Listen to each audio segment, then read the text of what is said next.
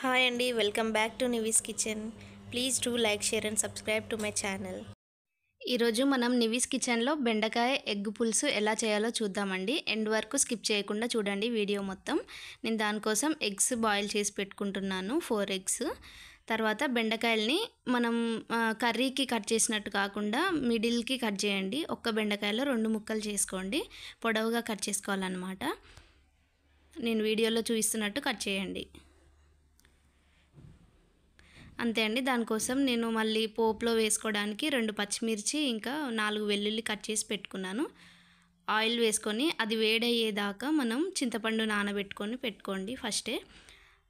ఎగ్స్ని బాయిల్ చేసిన తర్వాత వాటిని కొంచెం లేయర్ క్రిస్పీగా అయ్యేటందుకు నేను అందులో ఆయిల్లో వేయించుతున్నాను వాటిని.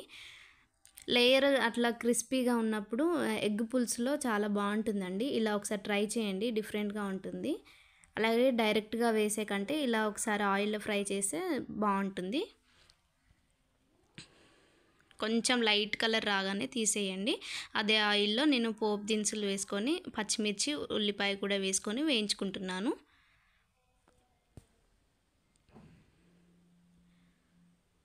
తర్వాత ఉల్లిపాయల్లోనే నేను సాల్ట్ ఇంకా పసుపు వేస్తున్నాను. బాగా కలుపుకొని వేగేదాకా ఉంచండి. ఉల్లిపాయలు బాగా వేగిన తర్వాత మనం కట్ చేసి పెట్టుకున్న బెండకాయల ముక్కలన్నీ వేసేయండి అందులో. ఉట్టి బెండకాయ అయినా చేయొచ్చు, లేదంటే ఎగ్తో అయినా చేయొచ్చండి. ఇవి 2 సపరేట్గా పులుసు పెట్టుకోవచ్చు. బట్ నేను 2 కాంబినేషన్లో చేస్తున్నాను. ఇలా కూడా చాలా బాగుంటుంది, మీరు ఒకసారి ట్రై చేసి చూడండి. బెండకాయలు సగం వేగిన తర్వాత అందులో వెల్లుల్లి దంచుకొని వేసుకోండి. బెండకాయలు ఒక 70% ఉడికితే సరిపోతుందండి.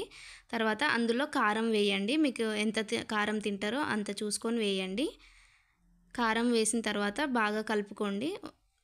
మనం ఇంతకుముందు కొంచెం సాల్ట్ వేసినాం కదా ఉల్లిపాయల్లో, తర్వాత ఇప్పుడు కొంచెం వేయండి బెండకాయలు వేగేటప్పుడు కూడా. ఈలోపు చింతపండు పులుసు తీసి పెట్టుకోండి. ఈ బాగా వేగిన తర్వాత మనం చింతపండు రసం వేసుకుందాము. అందులో చింతపండు పుల్లగా ఉంటే వాటర్ ఎక్కువ వేసుకోండి.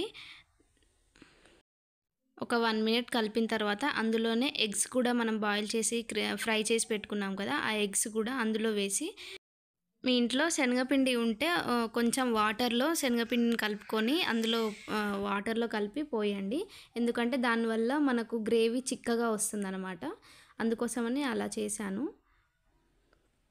దాంట్లోనే మనం కొంచెం ఇది మెయిన్ అండి, జీలకర్ర ఇంకా మెంతులు పొడి చేసుకొని వేయండి. ఇది ఫ్లేవర్ చాలా బాగుంటుంది. ఏ పులుసులో అయినా ఈ జీలకర్ర మెంతులు పొడి వేయాలి. లాస్ట్లో కొత్తిమీర వేసి మూత పెట్టి మరిగించుకోండి బాగా. నాకు ఇలా డ్రాయింగ్ అంటే చిన్నప్పటి నుంచి చాలా ఇష్టం అండి. అందుకోసమని ఇలా ఒకసారి డ్రాయింగ్ వేసి చూస్తున్నాను. ఇది డ్రాయింగ్ చూసిన తర్వాత ఎలా ఉందో నాకు కామెంట్ సెక్షన్లో కామెంట్ చేయండి.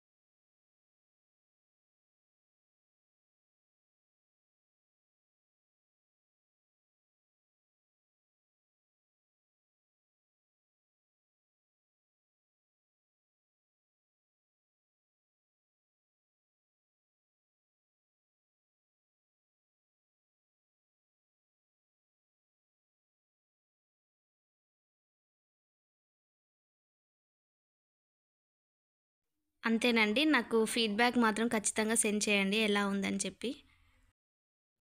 బెండకాయ పులుసు ఒక 20 మినిట్స్ బాగా మసిలిపోవాలండి.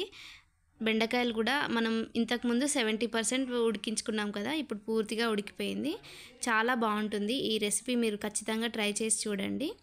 అండ్ ఈ రెసిపీ గూడా ట్రై చేసి నాకెలా ఉందో కామెంట్ సెక్షన్‌లో కామెంట్ చేయండి. బాయ్.